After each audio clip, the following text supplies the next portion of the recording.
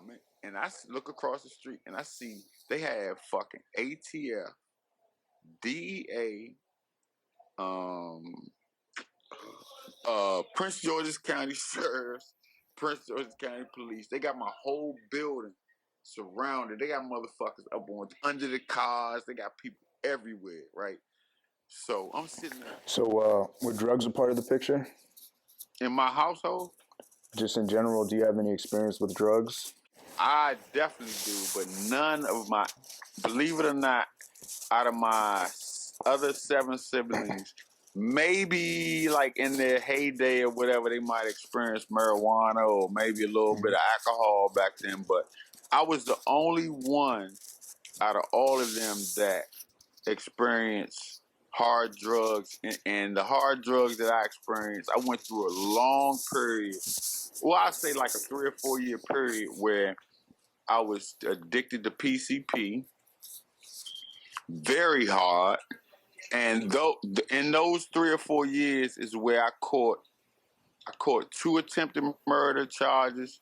I caught a manufacturing PCP charge, and I was questioned in a couple of other shooting cases.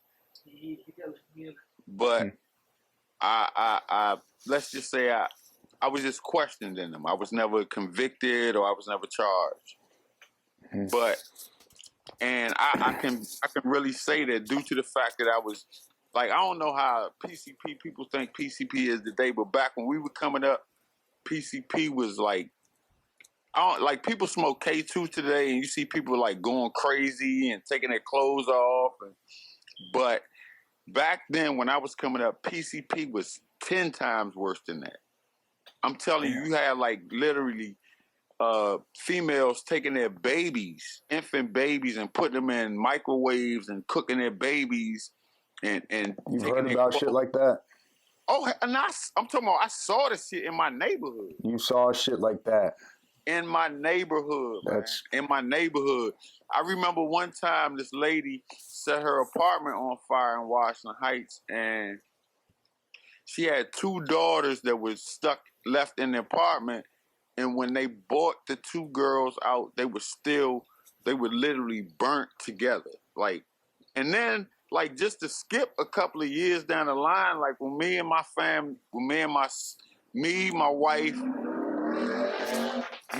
wife, my son, and my daughter had moved to Southeast DC. And the first day we moved over there, I don't know what the situation was, because like I said, we were moving over there with one of my wife's sister.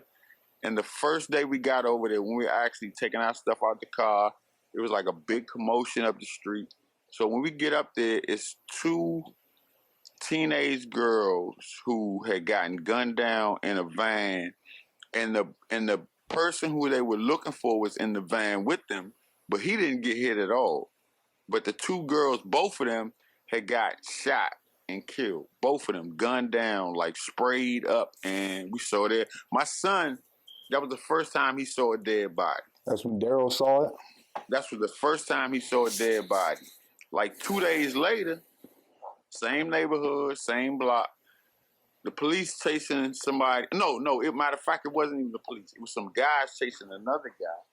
And they caught up with him, and they had shot him. And when they shot him, he crashed into one of those telephone poles. And when he crashed into the telephone pole, we hear the so we just automatically, everybody come outside. He done got shot all in the back, all the back of his head. These are things I'm telling you from my son's perspective, because I've seen way worse. I've been down Lawton. Like, how'd you get started into PCP? Okay, well, where I lived at the time, like I said, in Washington Heights, it was crack and it was PCP. Heroin wasn't really like a big thing in our neighborhood, as far as I knew at that time. So, crack was a big thing. This is the late 80's, right? I was, yeah. Like 89? Yep, 80, 88, 89. 88, Okay, so crack was a big, as far as money was concerned, crack was the thing. Okay. But the people in my neighborhood, for some reason, didn't really gravitate towards crack as far as consumption, as far as getting high. Like they would want to sell it and make the money, but they didn't really like it. Like it was certain people who it was it's crackheads in every neighborhood. But for some reason, PCP was the thing that all the drug dealers smoked, all the beautiful girls smoked, and it was like crack was a, a, a like a look down upon drug as opposed as if you smoke PCP, that's like the cool thing to do. So like when you get your money, you sit out there, and at the time we were making. I was 16, 17 years old, and we were working for a female at the time. All right, she was paying us $200 a day. Okay. And then we were selling crack. They were called working 50s. There were blocks of crack cocaine that were called working 50s, right? And we would get maybe, put it like this, no matter how many we were in the course of the day, we would get $200 at that end of that day. Okay. On every Friday, we would get $1,000, period. Mm-hmm. We would go, when we went to Georgetown to go shopping, we were not allowed to spend none of our money. They would take us shopping. Back then it was Fila, Moss Brown, Lacoste Sportif, freaking T.I., Tile One sweatsuits, Top 10 Adidas. And that right there kind of symbolized that you were getting money. So in my neighborhood, like that's what it was. We got paid $200 every night. At the end of the night, and on Friday we got $1,000, and we were not allowed to spend no money on clothes. They would buy us clothes. All our shit was paid for. So you figure, I'm 16, 17 years old, making $200 a night. In my neighborhood, it was like the only place we went to was the Landover Mall. That was it. Landover Mall. So that was the only place we went was the Landover Mall, shit like that. And then the crazy part about it is I really didn't even have to do that, like in terms of to try to be caught up with the fastest, because my family, between my brothers and sisters, they always kept not only me but my nieces and nephews up on the highest fashion because we had good grades. You know what I'm saying? Like we were not so-called thugs back then. Mm-hmm. I'm the only one, believe it, out of all my mother's kids and all except for one of my nephews that has ever had a felony. I'm the only one. Like I was the one that really like. I mean, I remember when I got locked up on my first attempt murder charge. My bond was like $275,000, and of course, like we didn't have no money like that. So one of my brothers had to put his fucking house up for surety bond to make sure that I came back to court. That was the first one. The second time I got locked up for the same charge, assault with intent to commit. No, as a matter of fact, it was assault with intent to commit bodily harm or maim, because the person who ended up getting shot got shot through the throat and they ended up paralyzed. And when we come to court, he was in one of them wheelchairs where he had to blow in order to direct the wheelchair which way to go. Like he couldn't move his arms, he couldn't move shit, he couldn't move nothing. So at this time, I'm 18 years old, and I'm coming to Prince George's County Courthouse. I knew what my charge was, but I didn't know how serious this shit was. So, the lawyer that I had at the time, his name was Richard E. Painter. You can Google that. Richard E. Painter. He used to be a judge down in Prince George's County Courthouse, but I don't know what happened, but he ended up getting demoted because he did some fucked up shit. So they demoted him from a judge, but he could still be either a prosecutor or a lawyer. And he was like one of them high profile like big drug case lawyers and shit. And my cousin Percy, he was like an old head, old gangster and shit. He had stopped with all the bullshit, but he was a maintenance man in my apartment complex. And he ended up turning my mother on to Richard E. Painter. So he ended up being my lawyer. So when I go to court for the specific charge, which was assault with intent to murder, or maim. It wasn't called bodily harm. It was called maim. Assault with intent to murder or maim. So when we go to court, I had never spoken to him personally, and I was scared to death. So I didn't know what the hell was going on. So when he comes in the courtroom, after probably like 30, 40 minutes, they already called my case, but due to the fact that he wasn't in there, they put the case on for a backlog or whatever to call for later on. So when he come in there, he had so much rank and pull in that court building too. When he came in there, whatever case that they had called, he walked up to the podium and asked the judge, could he speak with him for a second? And he walked to the judge, right? Spoke something in the judge's ear. They called my case up right then and there. They called my case up. So when I go up to the podium, he said, "Yeah, Mr. Ayers, so and so, your case number such and such and such and such." And he says, whatever my lawyer said to the judge, he said your case has been dismissed. Now, mind you, I'm facing two attempted murder charges and a manufacturing PCP charge.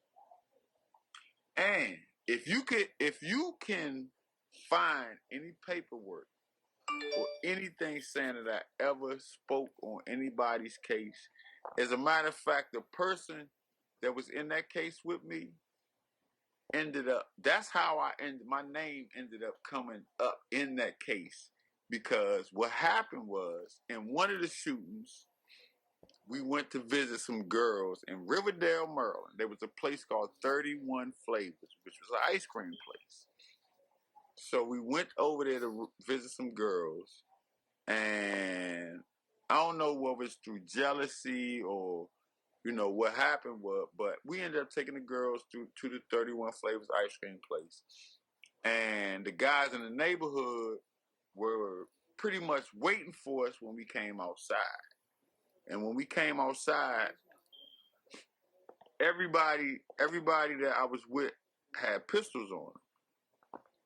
But so when we came outside, one of the guys that I was with, that was coming out of the place, ended up bumping into one of the other guys. So they got into a little argument or whatever. And when we got outside, they basically thought that they was about to jump us. Because it was like maybe 15 of them and only 4 of us. But every last one of us had pistols on us. So one person ended up getting shot. It was like 3 people ended up getting shot. But the main one that ended up, the charge that the fucking person who was with me ended up putting the blame on was me, the nigga that got shot in the throat. That's the one that ended up paralyzed. So everything he said, everything that happened with them getting shot, he said I did myself. He ain't put nobody else's name in it. Because we had, at that night, We had got away, got all the way back home to our place where we lived at. No police, none of that shit. And about 2 months later, he went to Riverdale bowling alley with this girl or some shit. And one of the dudes that was outside when it happened seen him there. And he was like, oh shit, that's the dude right there that, was with when such and such got shot. So he called the fucking police. And the police locked the nigga up from my neighborhood, lock his ass up. So when he get down to the precinct, everything that happened that night, he said, I did it. Because I had already had another felony warrant out for another shooting. So he figured, all right, they already got a warrant out on me. So he gonna put all this shit on me. So they come to my mother's house, 1213 Cavalry Drive. I'm now, mind you, the significance about PCP is I'm across the street, right across the street, like about 4 or 5 story apartment buildings, and my mother lives right across the street, but she's on the first floor. So the girl whose house I was over, we smoking PCP. So she say, Daryl, come here. She say, look. She was like, look at all the fucking police around your mother's house. So I look out the window of her apartment, and I look across the street, and I see they have fucking ATF, DEA, Prince George's County Sheriffs, Prince George's County Police. They got my whole building surrounded. They got motherfuckers up on under the cars. They got people everywhere, right? So I'm sitting there looking, but I'm high off the PCP, so it's not really like scaring me like that. But okay, so I see my mother come out the apartment with them, and she wasn't handcuffed or no shit like that. She was just like, okay. She was like, yeah, he not, because they searched the whole house. So when she come outside, she like, oh nah, he not here. But you better believe when I get in touch with him, I'm gonna let y'all know, right? As if, and my mother was the type that she wasn't really considered a snitch, because in my apartment complex, let's say they was gambling in my apartment building when she come through to go from the grocery store, and they gambling. She was the type of person to say, look, y'all got like 5 minutes to get this shit out my building, out my hallway, because I'm about to call Prince George's County Police. And that's exactly what she would do if they didn't leave. And the next day, they would help her with her groceries, and it would never be no disrespectful type of thing. But back to the other incident at hand, I after I saw that, I looked out the window, I saw the police, I saw my mother come out, all that shit. So after they left, I waited a couple minutes. So I called her, and she said, look, I don't know what you did, but they got a warrant for your arrest. And if they said you got 48 hours to turn yourself in, or they consider you and another person who lives in my building who was a real fucking lunatic, armed and dangerous. So I'm like, okay, well, I'm gonna turn myself in. So I called my brother who I used to work for at the time, like Steve, my brother. I could say his name. He don't give a fuck. But I call him, and I'm like, man, look. He was like, look, I already know. He was like, look, when you want to go down here to turn yourself in. So like I said, at that time I was on a PCP bench, and I'm like, look, fuck that. I'm gonna have me some fun. I had like probably at 17, I had probably like $20,000-$30,000 to fuck up. So I'm like, man, look, I'm gonna have me some fun before I turn myself in. And that's exactly what I did for that weekend. I just like I did everything I could to spend all of that money before I turned myself in. Because I already had bond money, I had lawyer money, all that shit already put up. So my goal was my pocket money. I was just trying to fuck all that up. So I was just like going through girls and like just having fun, going to the club, like trying my best to fuck all the money up. So at the end of the day, me and my brother, the same brother Steve, he took me down to Prince George's County. No, matter of fact, it was Upper Marlboro, Maryland. And I turned myself in. and they hit me with the 2 attempt murder charges and manufacturing PCP. And the reason why I ended up with the PCP charge, I mean, because I had just now got what was called a wet down, which is a 1/4 pound of weed with a 1 ounce vanilla bottle of pure PCP juice, which consists of formaldehyde, which is used in embalming dead bodies, jet fuel, which is, of course, speaks for itself, jet fuel, and about maybe, I don't know exactly how many other chemicals, but it was some dangerous shit to be fucking with. All right, so where we at? So basically, the same sister that I was just telling you about to stop them niggas from jumping me, right? Come in. She That's what we gotta do is have a GoPro. So what? A GoPro. That's how you make videos. Oh yeah. And the story. Yeah. So look, so the same shit. joint, the same sister, right? The guy who I told you that snitched on me on that other case, my sister and one of my female cousins went to his house and threatened his life and told him that if my brother goes to jail for that shit, then your whole family gonna die. And this is my sister and my female cousin, right? And right, it's like after that, I had the neighborhood where I lived at, which was a fucked up neighborhood. Like it was like a whole totally different atmosphere.